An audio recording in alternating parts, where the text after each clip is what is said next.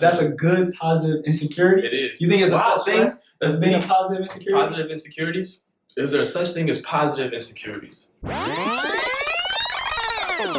Even though you might be in a dark tunnel, you try to encourage everybody to see the light and say, hey, look, this is what I'm trying to do, even though I have this record. Right? Because I was like, okay, does this make sense? Yeah. Is this a win-win situation? Is this worthy? Are we at that level yet where I can message somebody at like a principal status or organization? Great content. I'll know when I'm putting out good content, and I'll know when I'm like, I probably shouldn't put that out. Yeah. But my biggest fear is that, man, are people going to take to this? Because it's crazy, because at the end of the day, you're the only one that can determine your own success. For sure. Right? So somebody can say anything to you, but you can really make a career out of anything. Definitely. And so I was always thinking like, dang, man, maybe I'm really talking too much. Maybe I need to shut up. Maybe I need to not be me.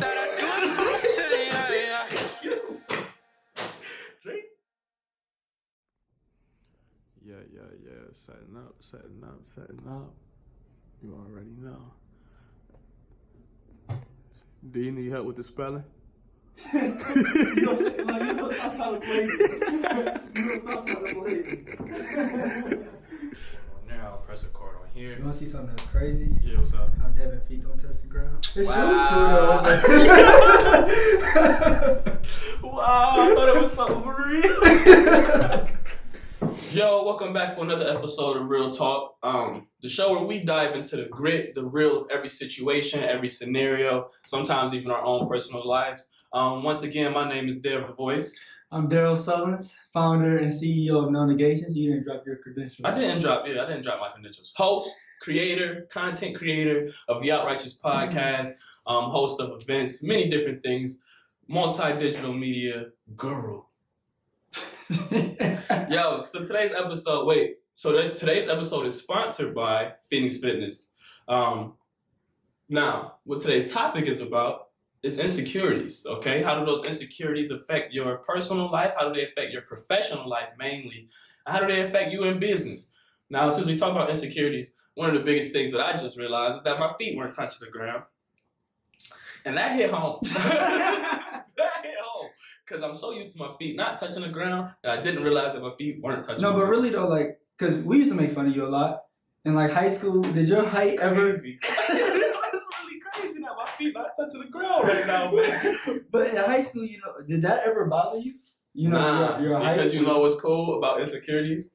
People can make you so insecure about them that at one point you get numb to it. Okay, so yeah. I'm sure. So by the time I got to high school, I already knew what it was. Craziest thing is that I think actually it probably would affect me. It affected me more in college and as a young adult because I was trying to shoot my shot at women that were much taller. It affected me. Yeah. Because I used to be really, really short too. Yeah, you were shorter than me. I was. A little dude. Yeah, I remember I was gonna bully you. I was gonna remember because remember I had no. That never happened. But yeah, my height I used to be insecure about my height, especially being an athlete. For sure. Coaches and teachers and people always told me that I was too small to do certain things. Right. And it hindered me on the field. It hindered me in school. Yeah. Just in everyday life because I was like, well, I'm too small. I'm not big enough. Right. And so I feel like it held me back from accomplishing some things that I wanted to accomplish, not only in sports but also in school. Right. Because I think that's kind of led to the reason why I was so shy. Maybe when I grew up, that's when I got more outgoing. But and that's interesting though because No Negations itself is pretty much about quieting that self-doubt and almost quieting those insecurities as well. And we kind of got started based off of the insecurities and what people told us we can't do and can't do. Yeah. So yeah, that's the whole premise behind it, is to create reminders for yourself that no matter what circumstance, if you're short, tall, fat, small, ugly, you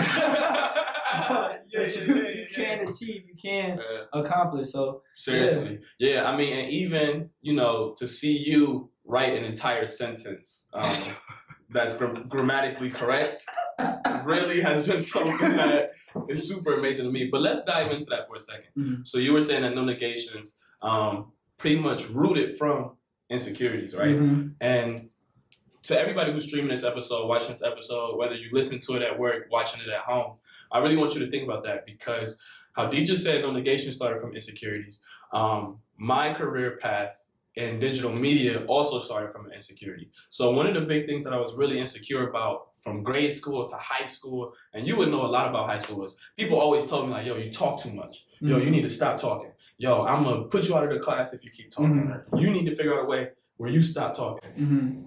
And so I was always thinking like, dang, man, maybe I'm really talking too much. Maybe I need to shut up. Maybe I need to not be me, almost in a sense. And that's crazy. And that's crazy, right? Yeah.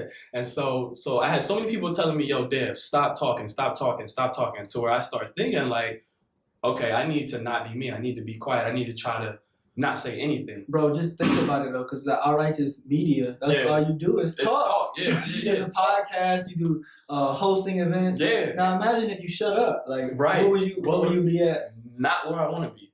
And so just to see how, and literally, one of the things that we always tell each other is like a lot can change in a year. And just to see how, after I graduated when I got into college, and I'm like, wait a minute, you telling me I can't have a career where I can get paid to talk? Yeah. And so I graduated from college and I began to lay out my career path with just talking and communicating.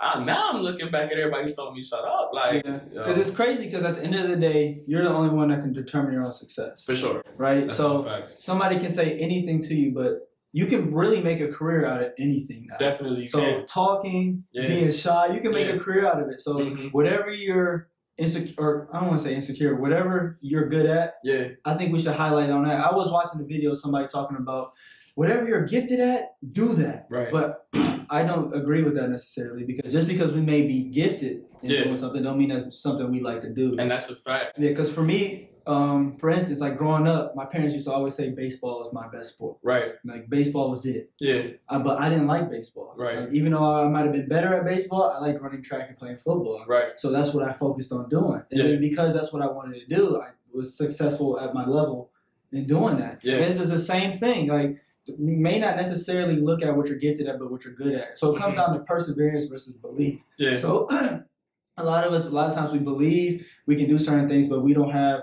the drive to fuel that belief. Right. So I got a question for you. So do you feel like, so you talked about how you were insecure, which came up with no negations. I talked about how I was insecure and that ended up being the Outrighteous podcast and Outrighteous Media. But do you feel that usually when people try to make us insecure on things, that's them necessarily trying to change who we are? So to an extent, it kind of is because you talk. That's what you do. Right. You know, I don't know if being short is something you do. I do it well, though. I do it well. But that's what you do. So if somebody's telling you to shut up, there's, to an extent, it's telling you to stop doing what you do. Right. Yeah. So do what you do. And so that's interesting to me because one of the things that I would tell people just from me sort of exploring one of the things that I'm insecure about is to, if somebody's making you feel insecure about something, it's fine to feel like, okay, let me work on it. Let me work on, because sometimes somebody might be giving you some type of critique that you may really need. Now, I'm not saying that when teachers told me stop talking, it wasn't during class and I shouldn't have been talking. I for sure shouldn't have been talking. Yeah. But sometimes people might try to make you feel insecure about something, or they may unintentionally make you feel insecure about something. But I think that it's up to the person that's feeling that insecure feeling to explore that a little bit. Just look at the other side of it, okay? So you talk, that's what you do. Right. I'm shy, that's my personality. Right. I was kind of shy. I'm a little bit more open now. But that's our personalities. What about something that, like, people have no choice but to really have to face head on, like a criminal record? Definitely. Like being insecure about having a criminal record or being insecure about things that happen within their family. How do you deal with those type of insecurities, in your opinion? Yeah, well, and that's interesting because I think you touched on it a little bit, but almost like you got to spin your insecurity to work for you. So I'm gonna tie this all together. But so say you have a criminal record and you're struggling to find a job. Maybe you jump on YouTube, maybe you jump on Instagram, and you become an influencer and talk about your experience having a criminal record, trying to find a job. Or maybe you become a motivational speaker and try to, even though you might be in a dark tunnel, you try to encourage everybody to see the light and say, hey, look, this is what I'm trying to do, even though I have this record. It's interesting because So this is what I wanted to tie into it, and I hope that everybody can connect to this. But so everybody who knows me knows like I'm a big rap fan, right? Mm-hmm. Even from back in the early 2000s, and you listen to artists like Eminem. Eminem was good at roasting himself. Like Eminem would jump on his song and he would roast himself. Yeah. And even if you watch the movie 8 Mile, during his freestyle battles, he would roast himself, and then people would be like, "Oh," and then he would win the battle. Yeah. But that is a prime example of somebody using something that they're insecure about and turning it against not necessarily their opponent, but against the person or object that's working against them. Mm-hmm. And so it's almost like, I'm just gonna use your example. I'm not throwing shots. Right. I know that I talk a lot. I know that I'm shorter, Mm-hmm. but I already know that. So Right. I'm gonna do this anyway. So then the person on the other hand can't really be like, "Oh, this is that," because you already acknowledged that. Right. That's a good positive insecurity. It is. You think it's a such thing that's being a deep. positive insecurity? Positive insecurities? Is there such thing as positive insecurities? I thought about that. Yeah, man, and that's real. Now, one of the things that is interesting to me that I often find myself still struggling with. Now, I'm still in the early process of digital media and paving my road for that. But and I want to know how you feel about this. But one of the things that I find myself still struggling with now professionally is being insecure about the content that I put out. Yeah. And being insecure about. And so let me be specific about this. So I'll know when I'm putting out great content. Mm-hmm. I'll know when I'm putting out good content. And I'll know when I'm like, I probably shouldn't put that out. Yeah. But my biggest fear is that, man, are people going to take to this? Bro, that's the same thing I feel. Because I even said, I think on the last episode, Uh-huh. you know, when we came out with No Negations, it took me a couple months just to introduce the thought to people. Right. Because I didn't know if it made sense. I didn't know how people was going to gravitate to it. And even now, like, I try to contact people before they contact me for like speaking events and stuff like that. Yeah. So I was sending an email to a principal to see if we could come speak at the school. Yeah. It took me 2.5 weeks. Uh-huh. You get blown up. Yeah. That my little girl, she been calling me, but yeah.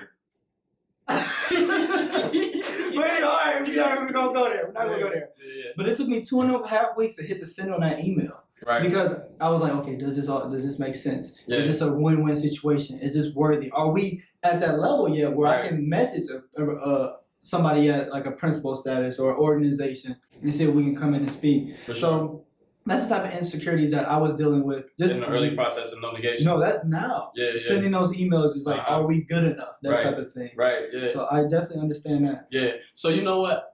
I want to come right back into that, but first we got to pay homage to the sponsor for today's episode. Phoenix Fitness. Phoenix Fitness is today's sponsor. So once again, Phoenix Fitness is a company that's dedicated to help individuals achieve their fitness goals, okay?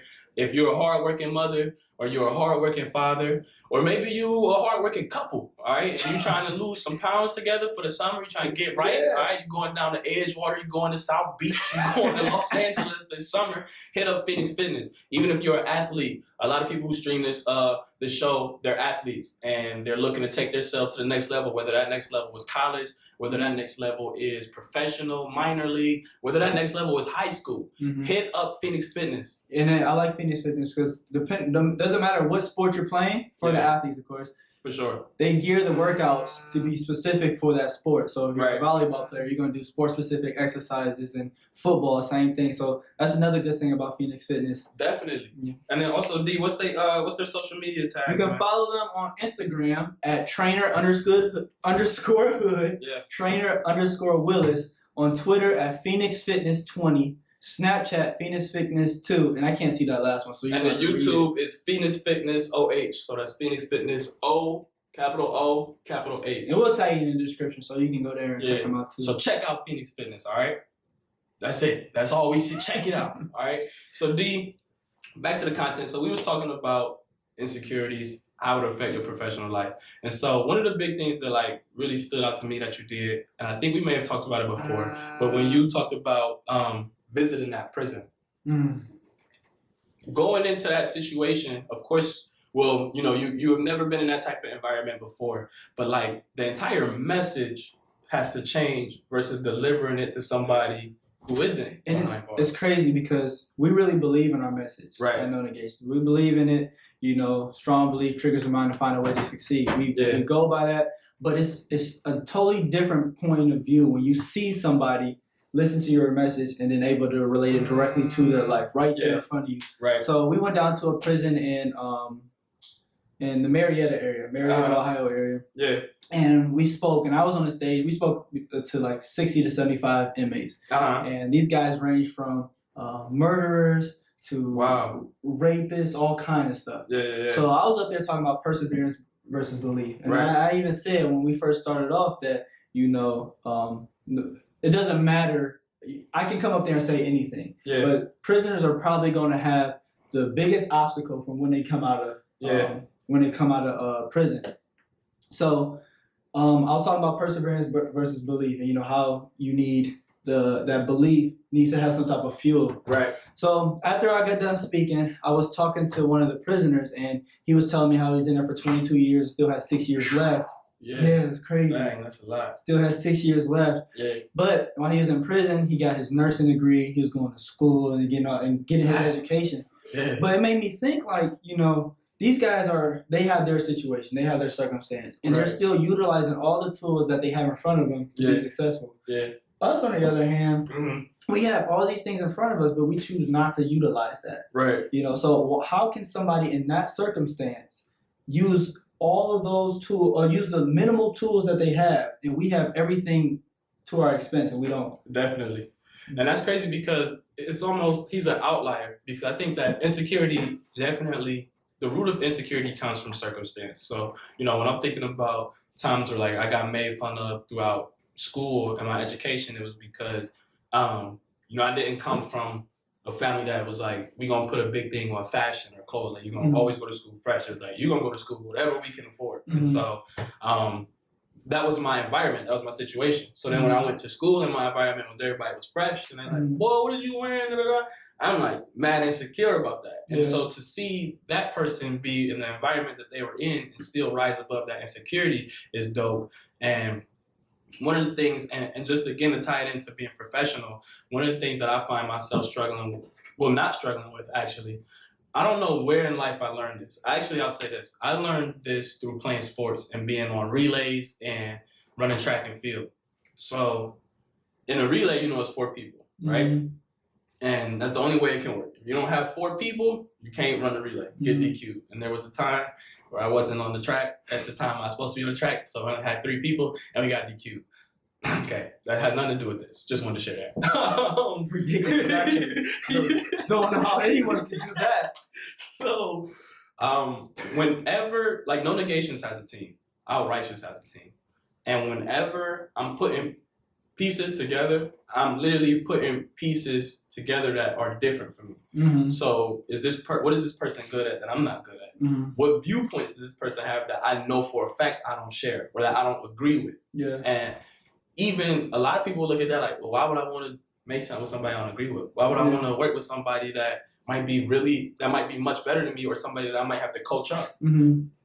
But literally, from my experience in business and from my experience of producing content for people to enjoy, that's the way that you do things, because everybody levels up when that happens. Yeah. And so as far as No Negations and being a team, did you ever have those insecurities of feeling like, dang, I might bring this person on and they might be a better salesman than me, or this person might be a better speaker than me? I wouldn't call them insecurities. Yeah. Because I brought my father on. Right. And he's a really, really good speaker. And then Ayla's on too. And Ayla is very good with the hands-on type stuff. Right. I never thought of it thought of it as an insecurity, because it's that's helping me get better at what I want to do too. For sure. So, but I can definitely understand how someone could look at it as an insecurity. So with your team, this person, and then they're progressing and doing it, it may be an insecurity. It might be a little different, but you could be an insecurity for me. Right. Because we've been boys forever. And sure. They haven't got this content out. They haven't got this going. Right. What am I doing? But at the same time, it's checks and balances. I guess that's a good, positive insecurity. It is. You think it's a such thing as being a positive insecurity? Positive insecurities? Is there a such thing as positive insecurities? I think that there is a such thing. I would say. Would that even be insecurities? I think that it is, though. It is. It is a positive insecurity. Think about it this way. People might be making bad choices in life, right? And they know that choice is bad. And somebody like me is saying, hey man, you don't need to do that. You don't need to be in those streets, or you don't need to be wasting your time while you're in school, or you don't need to be stealing from your job, just anything, right?